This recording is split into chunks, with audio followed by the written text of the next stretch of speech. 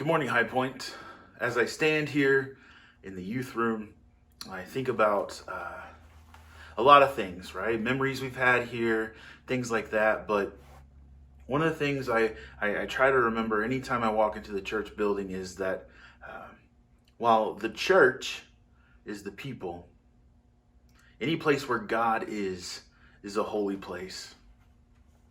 I think about the tabernacle, right? In the Old Testament, they had a tent that was the place where God was supposed to dwell.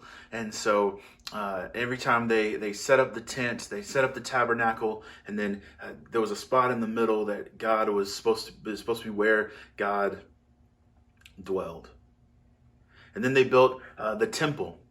And in the temple, there was the Holy of Holies, and this is where God dwelt, and people weren't supposed to go in there unless you were clean. Only one person could go in there once a year. And it got to the point where they were nervous, right? What if our old high priest, the high priest has to work his way up there. By the time he gets there, he's an elderly man. And when he walks in there, what happens if he dies while he's in there? How do we get him out?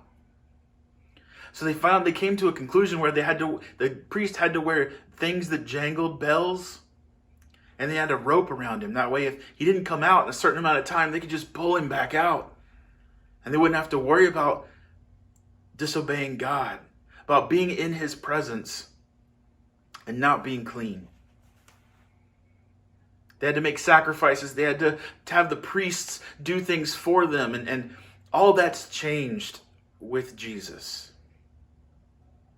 Jesus came, when he was crucified, the curtain that separated the Holy of Holies from the rest of the temple split in half.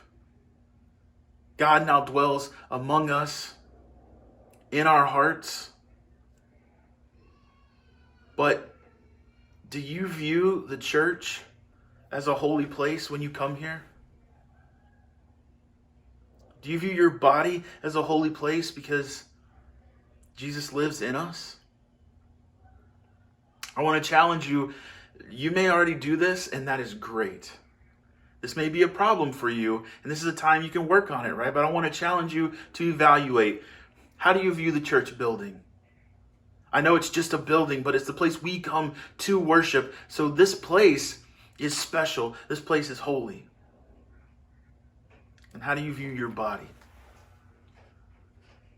Are the things you're doing pleasing to God as a temple where God lives, where God resides, the Holy Spirit in us? Just think about it this week. We love you. Thank you so much. God bless.